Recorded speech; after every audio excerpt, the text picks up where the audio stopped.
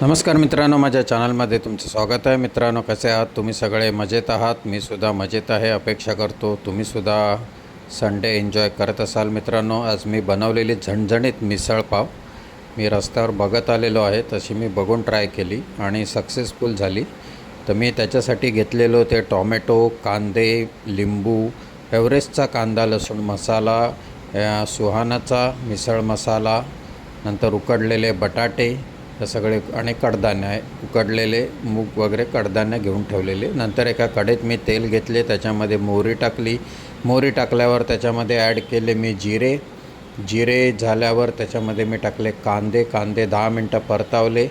लालसर झाल्यावर त्याच्यामध्ये मी टाकला एव्हरेस्टचा कांदा लसूण मसाला टाकल्यावर त्यामध्ये मी परत ॲड केले लाल तिखट मसाला मी ॲड केल्यावर कलर तुम्ही बघतच असाल मित्रांनो, मिसळचा कलर बरोबर आलेला होता. त्याच्यामध्ये मी ॲड केलं सुहानाचा मिसळ मसाला. हे सगळं मी केल्यावर परतवल्यावर त्यामध्ये मी पाणी टाकले रस्सा करण्यासाठी. हा सगळा कट मिसळसाठी कंपल्सरी असतो, त्याशिवाय मिसळला मजा येत नाही. तर हे सगळं मी हा रस्सा अशा पद्धतीने तयार केला. गरजेनुसार पाणी टाकले, थोडे मीठ पण टाकले चवीनुसार आणि हा रस्सा मित्रांनो तयार झाला.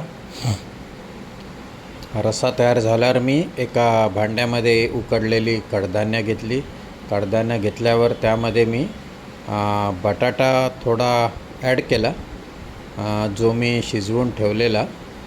बटाटा झाल्यावर त्यामध्ये मी टाकले फरसाण नंतर त्याच्यामध्ये मी जो तयार केलेला रस्सा ॲड केल्यावर त्याच्यामध्ये मी टेस्टसाठी कांदा पण टाकला.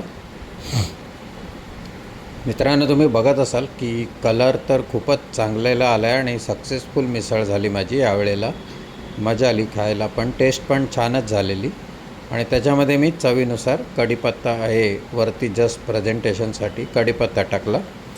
कढीपत्तामुळे पण चांगली टेस्ट येते आणि लिंबू हे सगळं मी घेऊन अशा प्रकारे मिसळपाव आज माझा यशस्वी झाला.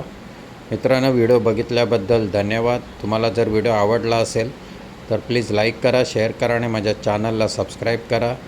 Have a good day. Thank you.